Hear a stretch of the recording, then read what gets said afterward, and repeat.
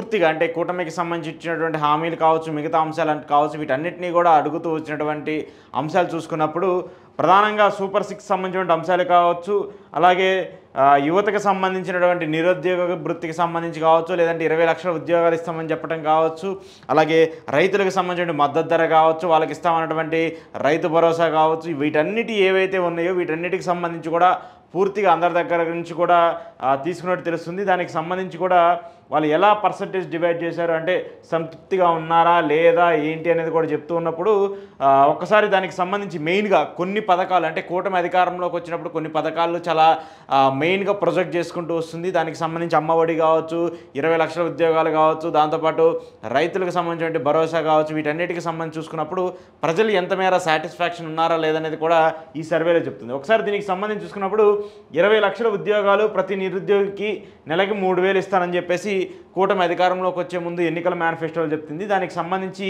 ప్రజలు ఎలా ఉన్నారనేది కూడా ఒకసారి చూసుకుంటే 10% మాత్రమే సాటిస్ఫైగా ఉన్నారు, 56% డిస్సాటిస్ఫైగా ఉన్నారు, 20% పర్వాలేదు అన్నట్టుగా ఉన్నారు, అసలు మాకు ఏమీ తెలియదంటూ కూడా 14% మంది ఉంటారు. అంటే మెజారిటీ ఆఫ్ ద పీపుల్ దాదాపు 56% మంది ఈ 20 లక్షల మంది ఉద్యోగాలు ఏదైతే కూటమి ప్రభుత్వం చెప్పిందో, దాంతోపాటు 3,000 రూపాయల నిరుద్యోగ వృత్తి ఏదైతే కూటమి ప్రభుత్వం ఇస్తానందో దాని మీద పూర్తిగా నిరాశలో ఉన్నారు, నిస్పృహలో ఉన్నారు అనేది కూడా ఈ సర్వేకి సంబంధించి చూస్తూ చెప్తుంది. దాంతోపాటు ప్రధానంగా ఓట్లు పడడానికి ఎన్నికల్లో మన కూటమి గెలవడానికి అవసరమైనటువంటి మెయిన్ అంశం ఏంటంటే స్కూళ్ళకు వెళ్ళే ప్రతి విద్యార్థికి సంవత్సరానికి 15,000 రూపాయలు ఇస్తానని చెప్పేసి కూటమి ప్రభుత్వం చెప్తూ వచ్చింది. అంటే అందరికి ఇస్తామని చెప్పింది, ఇంట్లో ఎంతమంది పిల్లలు ఉంటే అంతమందికి ఇస్తామని చెప్పేసి చెప్తూ వచ్చింది. అంతకుముందు జగన్మోహన్ రెడ్డి గారు ఇంటికి సంబంధించి ఒక్కొక్క విద్యార్థికి మాత్రం ఇస్తామని చెప్తూ వచ్చారు. కానీ కూటమి మాత్రము మేము అధికారంలోకి వస్తే ఒక పిల్లలకు కాదు, ఇంట్లో ఎంతమంది ఉంటే అంతమందికి కూడా 15,000 ఇస్తామని చెప్పేసి చెప్తూ వచ్చారు. సో దానికి సంబంధించి ఎంతమంది సాటిస్ఫైగా ఉన్నారు, ఎంతమంది డిస్సాటిస్ఫైగా ఉన్నారని చూసుకుంటే 43% మంది సాటిస్ఫైగా ఉన్నట్టు, 40% మంది డిసప్పాయింట్మెంట్గా ఉన్నట్టు, 8% అంటే 8% మంది పర్వాలేదు అంటున్నారు, 9% మంది ఏమో మాకు తెలియదు అనేటువంటి సమాధానాన్ని కూడా ఇచ్చినట్టు చెప్తుంది. అంటే పర్వాలేదు, మెజారిటీ ఆఫ్ ద పీపుల్ దీనికి సంబంధించి కూటమి ఎంతో కొంత చేసింది అనేటువంటి అభిప్రాయంలో అయితే ఉన్నారు. కానీ ఈ 40% మంది ఎవరైతే ఉన్నారో డిసప్పాయింట్మెంట్గా ఉన్నటువంటి వ్యక్తులు ఎవరైతే ఉన్నారో దీనికి సంబంధించి ఇక్కడ మెయిన్ రీజన్ ఏంటంటే దాదాపు 80 లక్షల మంది పిల్లల వరకు ఉన్నారు. ఈ యొక్క పూర్తిగా అందరూ కూడా స్కూల్కి వెళ్ళి చదువుకునేటువంటి పిల్లలు ఎవరైతే ఉన్నారో వాళ్ళందరూ కూడా 80 లక్షల వరకు ఉన్నారు. కానీ కూటమి ప్రభుత్వం కేవలం 8,000 కోట్ల రూపాయల బడ్జెట్ మాత్రమే కేటాయించి 60 లక్షల మంది పిల్లలకు మాత్రమే ఇస్తూ వచ్చిందని చెప్పేసి కూడా ప్రతిపక్షంలో ఉన్నటువంటి వైసీపీ ఆరోపిస్తూ వస్తుంది. సో ఇది నిజమా కాదా అని చెప్పేసి కూడా ప్రజల్లోకి వెళ్ళినప్పుడు నిజంగానే ఆ భావన కొంతమందిలో ఉంది. కొంతమంది మాకు 3-4 పిల్లలు ఉంటే ఇంట్లో కేవలం 2కే పడిందని చెప్పేసి ఇటువంటి కంప్లైంట్స్ కూడా ఎక్కువగా రైజ్ అవుతున్నాయి. మరి అది ఏ ప్రాతిపదికన గవర్నమెంట్ డేటా తీసుకుందో ఆ డేటా తీసుకొని ఎంతమందికి ఇచ్చిందో కూడా చూడాల్సి ఉంది. సో ఏది ఏమైనప్పటికీ కొంతమేర దీని వరకైతే కొంత సాటిస్ఫాక్షన్గా ఉన్నట్టు కూడా తెలుస్తుంది. దాంతోపాటు 19 సంవత్సరాల నుండి 59 సంవత్సరాలు ఉన్న మహిళలకు ప్రతి నెల 1,500 రూపాయలు ఇస్తామని చెప్పేసి కూటమి అధికారంలోకి వచ్చినట్టు చెప్పింది. అంటే దాదాపు ఒక ఏడాదికి 18,000 రూపాయలు మేము ఇస్తామని చెప్పేసి కూటమి ప్రభుత్వం చెప్పింది. సో దానికి సంబంధించి చూసుకుంటే 20% మంది మాత్రమే సాటిస్ఫైగా ఉన్నారు, 49% మంది చాలా డిసప్పాయింట్మెంట్గా ఉన్నారు. అంటే ఈ హామీని కూటమి నెరవేర్చలేదు, దీని మీద చాలా ఇబ్బంది పడుతున్నారు, డిసప్పాయింట్మెంట్గా ఉన్నారనేది కూడా చెప్తుంది. దాంతోపాటు ఇక్కడ ఒక ఇంపార్టెంట్ ఫ్యాక్టర్ ఏంటంటే ప్రతి రైతుకి ఏటా 20,000 రూపాయల ఆర్థిక సాయం చేస్తామని చెప్పేసి కూడా కూటమి ప్రభుత్వం చెప్తుంది. ఎందుకంటే ఇది చాలా ఇంపార్టెంట్ విషయము ఆంధ్రప్రదేశ్ రాష్ట్రానికి సంబంధించి. మెయిన్గా ఆంధ్రప్రదేశ్ అంతా కూడా రైతులకు సంబంధించినటువంటి రైతు అక్కడ ఉన్నటువంటి పరిస్థితుల మీదే ఆంధ్రప్రదేశ్ ఆర్థిక వ్యవస్థ కావచ్చు, లేదంటే అక్కడ ఉన్నటువంటి ఇంపోర్ట్స్ ఎక్స్పోర్ట్స్ అన్నీ కూడా ఆంధ్రప్రదేశ్ డిపెండ్ అయి ఉన్నదే అగ్రికల్చర్ మీద. సో దానికి సంబంధించి రైతులు అనేటువంటి ఫ్యాక్టర్ని మనం ఎక్కువగా తీసుకోవాల్సి ఉంటుంది. ఆ రైతులు అనేటువంటి ఫ్యాక్టరీకి సంబంధించి చూసుకున్నప్పుడు 20,000 ఏదైతే కూటమి ప్రభుత్వం ఇస్తా ఉందో దానికి సంబంధించి చూసుకుంటే కేవలం 21% మంది మాత్రమే మాకు ఇస్తారనేటువంటి నమ్మకం ఉంది. కేంద్రం డబ్బులు పడుతున్నాయి, రాష్ట్రం డబ్బులు కూడా పడతాయి అనేటువంటి ఒక అభిప్రాయంలో ఉన్నట్టు తెలుస్తుంది. కానీ 57% మంది మెజారిటీ పీపుల్ ఎవరైతే ఉన్నారో ఆ 57% మంది ప్రజలు మెయిన్గా రైతులు చాలా ఇబ్బంది పడుతున్నారు. మెయిన్గా పెట్టుబడి సాయానికి సంబంధించి చూసుకున్నా, మిగతా అంశాలకు సంబంధించి చూసుకున్నా కూడా దీనికి సంబంధించి చాలా ఇబ్బంది పడుతున్నారు అనేటువంటి ఒక సిచ్యువేషన్ కూడా మనకు అర్థమవుతుంది. దాంతోపాటు ప్రతి ఇంటికి ఏడాదికి ఉచితంగా 3 గ్యాస్ సిలిండర్లు ఇస్తామని చెప్పేసి కూటమి ప్రభుత్వం చెప్పింది. ఇటు తెలంగాణ చూసుకున్నా, కర్ణాటక చూసుకున్నా, మిగతా సౌత్ ఇండియానికి సంబంధించి చూసుకుంటే చాలా రాష్ట్రాలు ఈ స్కీమ్ని ఎక్కువగా అమలు చేస్తూ ఉన్నాయి. తెలంగాణను చూసి ఆంధ్రప్రదేశ్ కూడా ఈ స్కీమ్ని అమలు చేస్తూ వచ్చింది. సో 3 గ్యాస్ సిలిండర్లు ఇస్తుందా లేదా అనేటువంటి అంశాన్ని ప్రజల్లోకి తీసుకెళ్ళి అడిగినప్పుడు ప్రజలు చెప్పినటువంటి మాట ఏంటంటే 40% మంది ఇస్తుందని చెప్తున్నారు, 47% మంది ఇవ్వట్లేదని చెప్తున్నారు, 8% మంది కొంతమందికి వస్తున్నాయి, కొంతమందికి రాలేదని చెప్తున్నారు. సో ఇక్కడ కూడా మెజారిటీ ఆఫ్ ద పీపుల్ 47% మంది మాకు సరిగా రావట్లేదు 3 సిలిండర్లు అనేటువంటి అంశాన్ని కూడా చెప్తున్నారు. దీని మీద కూడా పెద్ద ఎత్తున ప్రభుత్వానికి సంబంధించినటువంటి అంశాల మీద వైసీపీ క్వశ్చన్ చేస్తుంది. ఎందుకంటే 3 సిలిండర్లు ఇస్తా ఉన్నారు, ఏడాది అయిపోయింది, మీరు ఇప్పటిదాకా ఇచ్చింది 1 సిలిండరే, అది కూడా దానికి సంబంధించి డబ్బులు ఏవైతే వాళ్ళ బ్యాంక్ అకౌంట్లో పడాలో ఇంతవరకు పడలేదని చెప్పేసి క్వశ్చన్ కూడా రైజ్ చేస్తున్నారు. ఇంకా మహిళలకు సంబంధించినటువంటి ఉచిత బస్సు ప్రయాణం, ఈ మహిళలకు సంబంధించిన ఉచిత బస్సు ప్రయాణం అనేది తెలంగాణలోను అటు కర్ణాటకలో కూడా ఈ స్కీమ్ అమల్లో ఉంది. సో ఇక్కడ ఆంధ్రప్రదేశ్కి సంబంధించి చూసుకుంటే ఇప్పటివరకు ఈ స్కీమ్ అమలు కాలేదు. ఆగస్టు 15 నుంచి ఈ స్కీమ్ను అమలు చేస్తామని చెప్పేసి చంద్రబాబు నాయుడు గారు చెప్పినటువంటి నేపథ్యంలో దీని మీద మాత్రం ఫుల్ డిసప్పాయింట్మెంట్గా ఉన్నాము ఈ ఏడాదికి సంబంధించి అంటూ కూడా కూటమి మీద ప్రజలు ఆగ్రహం వ్యక్తం చేస్తున్నారు. ముఖ్యంగా మహిళలకు సంబంధించి వాళ్ళ ప్రయాణం రిస్క్ లేకుండా ఎక్కడికి వెళ్ళినా కూడా దానికి సంబంధించి ఉంటామని చెప్పేసి కూటమి చెప్తూ వచ్చింది. కానీ ఇంకొక లిమిటేషన్ ఏం పెట్టిందంటే ఆంధ్రప్రదేశ్ రాష్ట్ర ప్రభుత్వము విత్ ఇన్ ద డిస్టిక్ మాత్రమే ఈ యొక్క స్కీమ్ని మేము పరిమితం చేయబోతున్నాము, కేవలం జిల్లాల వారీగా మాత్రమే ఈ స్కీమ్ ఉంటుంది, ఆ జిల్లా దాటితే మిగతా అక్కడికి వెళ్ళి ఖచ్చితంగా టికెట్ తీసుకొని ప్రయాణం చేయాల్సిందే అంటూ కూడా కూటమి ప్రభుత్వం ఒక స్కీమ్ మీద ఈ స్కీమ్కి సంబంధించి మెయిన్గా దాన్ని ఏమంటారు ఒక క్వశ్చన్ మార్క్ కూడా పెడుతూ వచ్చింది.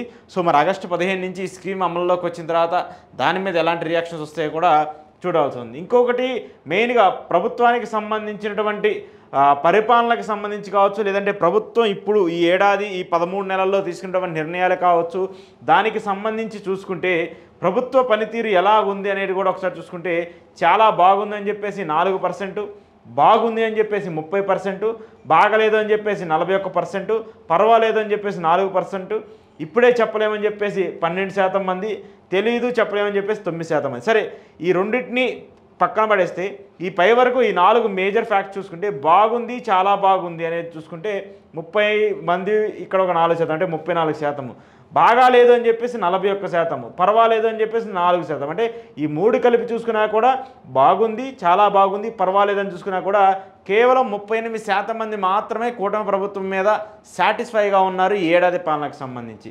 బాగోలేదనేటువంటి చెప్పేటువంటి వ్యక్తులు దాదాపు 41% మంది ఉంటారు. అంటే మెజారిటీ ఆఫ్ ద పీపుల్ ఆంధ్రప్రదేశ్కి సంబంధించి ఈ ఏడాది పాలనని స్టార్టింగ్లోనే వ్యతిరేకిస్తూ వచ్చారు. ఏడాదిలోనే ఈ కూటమి ప్రభుత్వ పాలన మాకు నచ్చలేదంటూ కూడా చెప్తూ వచ్చారు. అంటే 72,000 మంది దగ్గర నుంచి శాంపిల్స్ కలెక్ట్ చేస్తే మెజారిటీ ఆఫ్ ద పీపుల్ దాన్ని బాగలేదన్నారంటే మరి కూటమి ప్రభుత్వానికి ఇది కొంత నిరాశగానే చూడాలి. ఇంకొకటి చాలా మెయిన్ ఫ్యాక్టర్, ఆంధ్రప్రదేశ్ రాష్ట్రానికి సంబంధించి జగన్మోహన్ రెడ్డి అధికారంలోకి వచ్చినప్పుడు కొన్ని ప్రతిష్టాత్మకమైన రూపకల్పనలు చేశారు గ్రామాలకు సంబంధించి. అది కూడా గ్రామ వార్డు సచివాలయాలు కావచ్చు, వాలంటీర్ సిస్టమ్ కావచ్చు, అలాగే ఆర్బీకే సెంటర్లు కావచ్చు, వీటికి సంబంధించి రైతులకు సంబంధించి కావచ్చు, లేదంటే అక్కడ ఉన్నటువంటి ప్రజలకు సంబంధించి కావచ్చు, ఏ సమస్య ఉన్నా కూడా వాళ్ళ గ్రామానికి వెళ్ళి సాల్వ్ చేసుకుని వచ్చేటువంటి పరిస్థితి.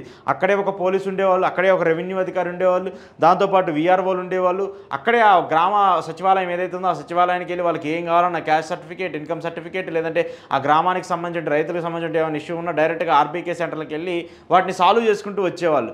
అంటే ఎంఆర్ఓ ఆఫీస్కి వెళ్ళి అక్కడ 10 సార్లు చుట్టూరు తిరిగే పరిస్థితి లేకుండా డైరెక్ట్గా ఆ గ్రామంలోనే ఆ ఇష్యూస్ని సాల్వ్ చేసుకోవడానికి జగన్మోహన్ రెడ్డి అనేటువంటి వ్యక్తి ప్రతిష్టాత్మకంగా ఈ గ్రామ వార్డు సచివాలయాలను తీసుకుంటూ వచ్చారు. సో దీనికి సంబంధించి చూసుకుంటే ఇప్పుడు అంటే అప్పుడు జగన్మోహన్ రెడ్డి 5 ఏళ్ల పాటు వాటిని అద్భుతంగా చేసుకుంటూ వచ్చారు. కానీ ఇప్పుడు ఉన్నటువంటి పరిస్థితి నేపథ్యంలో వాటి మీద పనితీరు ఎలా ఉంది, ప్రభుత్వం వాటికి ఎంత ఇంపార్టెన్స్ ఇస్తుంది, ప్రభుత్వం వాటి మెయింటెనెన్స్లు కావచ్చు, అక్కడ ఉన్నటువంటి ఉద్యోగులకు సంబంధించిన పనితీరు మీద ఎలా దృష్టి పెట్టిందని చెప్పేసి ప్రజలకు వెళ్ళినప్పుడు సరిగా పనిచేస్తున్నాయని చెప్పేసి 10% మంది, సరిగా పనిచేయడం లేదని చెప్పేసి 29% మంది, ఆర్బీసీలను నిర్వీర్యం చేస్తున్నారని చెప్పేసి 39% మంది, కొంతవరకు పనిచేస్తున్నాయని చెప్పేసి 18% మంది, చెప్పలేమని చెప్పేసి 4%. అంటే దాదాపు పని చేస్తున్నాయని చెప్పేసి వాళ్ళు 10% మంది మాత్రమే ఉన్నారు. వాటిని నాశనం చేస్తున్నారనో, లేదంటే సరిగా పనిచేయట్లేదని చెప్పేసో, లేదంటే సచివాలయ ఉద్యోగులకు సంబంధించి మమ్మల్ని వాలంటీర్ల కంటే దారుణంగా పనిచేయని చెప్పేసి వాళ్ళ దగ్గర మంచి క్వశ్చన్స్ రావడము, ఇవన్నీ చూస్తూ ఉన్నప్పుడు ఆర్బీసీలు, రైతు భరోసా కేంద్రాలు, లేదంటే మిగతా అంశాలు ఏవైతే ఉన్నాయో వాటి మీద పూర్తిగా నెగిటివ్లో ఉన్నారు.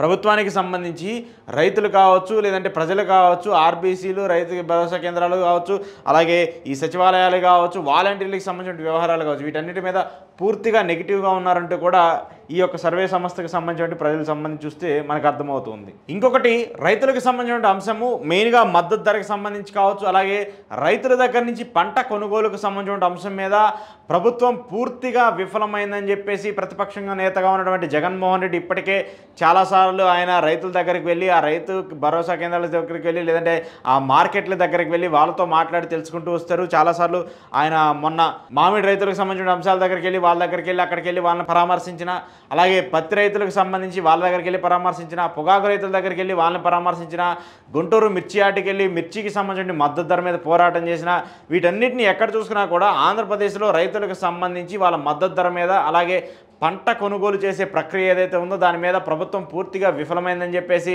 ప్రతిపక్ష నేత జగన్మోహన్ రెడ్డి చెప్తూ ఉంటే, దానికి అనుగుణంగానే ప్రస్తుతం ఈ సర్వే ఇచ్చినటువంటి రిపోర్టు కూడా అలాగే ఉంది. గిట్టుబాటు ధరకు సంబంధించి చూసుకున్నా, లేదంటే గిట్టుబాటు ధర ఎంతవరకు కొంటున్నారని చెప్పేసి చూసుకున్నా, మార్కెట్కి సంబంధించి అక్కడ ఉన్నటువంటి దళారాయి వ్యవస్థకు సంబంధించి చూసుకున్నా, ఏది తీసుకున్నా కూడా బాగలేదు అని చెప్పేవాళ్ళు మెజారిటీ పర్సెంట్ ఉంటే, బాగుందని చెప్పేసేటువంటి వాళ్ళు చాలా తక్కువ మంది ఉన్నారు. సో పూర్తిగా చూసుకుంటే కేవలం 54% మంది బాగలేదని చెప్పేసి ఉన్నారు, 18% మంది బాగుందని చెప్తున్నారు, 17% మంది పర్వాలేదని చెప్తున్నారు. అంటే రైతులకు సంబంధించిన పనితీరుకు సంబంధించినటువంటి కూటమి ప్రభుత్వం సంబంధించిన అంశాలు చూసుకుంటే ఎక్కడా కూడా వాళ్ళ పనితీరు బాగలేదు అనేటువంటి అంశాన్ని చాలా పెద్ద ఎత్తున చెప్తూ ఉన్నారు రైతులు. ఇంకొకటి, ఆంధ్రప్రదేశ్కి సంబంధించి గత ప్రభుత్వం మెయిన్గా ఓడిపోవడానికి రీజన్ ఏదన్నా ఉందంటే మద్యానికి సంబంధించి నాణ్యత లేని మద్యాన్ని అమ్మారు. ఆ మద్యానికి సంబంధించి వచ్చినటువంటి డబ్బులన్నింటినీ కూడా విచ్చలవిడిగా దోచుకున్నారు. దాని మీద పెద్ద ఎత్తున అప్పుడు ప్రతిపక్షంలో ఉన్నటువంటి జనసేన కావచ్చు, టీడీపీ కావచ్చు, బీజేపీ కావచ్చు పెద్ద ఎత్తున ఆరోపణలు చేస్తూ వచ్చాయి.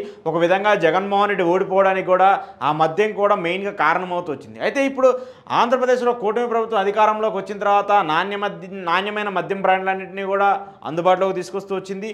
దాంతోపాటు ఎక్కడ చూసినా కూడా మద్యం అందుబాటులో ఉండే విధంగా బెల్ట్ షాపులు చూసుకున్నా, లేదంటే షాపులు చూసుకున్నా, బార్ లైసెన్సులు చూసుకున్నా, మిగతా రెస్టారెంట్లకు సంబంధించిన లిక్కర్ డెలివరీస్ చూసుకున్నా, వేటిని చూసినా కూడా సులభతరం చేస్తూ వచ్చింది. ఎవరైనా సరే ఈజీగా బయటికి వెళ్ళి మద్యాన్ని కొనుక్కొచ్చుకోవచ్చు అనేటువంటి ఒక వెసులుబాటుని కూటమి ప్రభుత్వం ఏర్పాటు చేస్తూ వచ్చింది.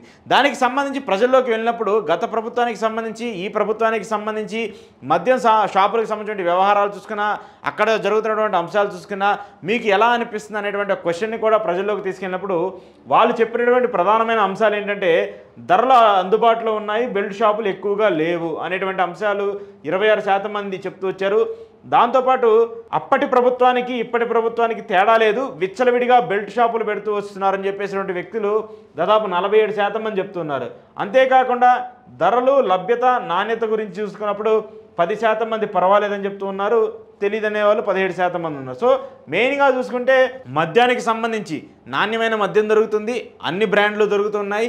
కానీ ఇక్కడ కూడా విచ్చలవిడిగా బెల్ట్ షాపులు పెడుతున్నారు, విచ్చలవిడిగా అక్రమ రవాణా చేస్తున్నారు, విచ్చలవిడిగా ఎవరికి వచ్చినట్టు ఎమ్మెల్యే కనుసన్నల్లో అన్ని నియోజకవర్గాల్లో బెల్ట్ షాపులు కావచ్చు, వైన్ షాపులు కావచ్చు నడుస్తున్నాయి అని చెప్పేటువంటి అంశాన్ని మెయిన్గా కోట్ చేస్తున్నారు. దాని ద్వారా అక్కడ కొంచెం ప్రజలు ఎక్కువగా ఇబ్బంది పడుతున్నారంటూ కూడా చెప్తూ వస్తున్నారు ఈ అంశానికి సంబంధించి. సో పర్వాలేదు, మెయిన్గా దీనికి సంబంధించి ఏదైతే బెల్ట్ షాపులకు సంబంధించిన అంశం ఉందో, మందుకు సంబంధించిన అంశం ఉందో, ఆ మందులో పర్వాలేదు రాష్ట్ర ప్రభుత్వానికి సంబంధించిన అంశం అయితే చెప్తున్నారు.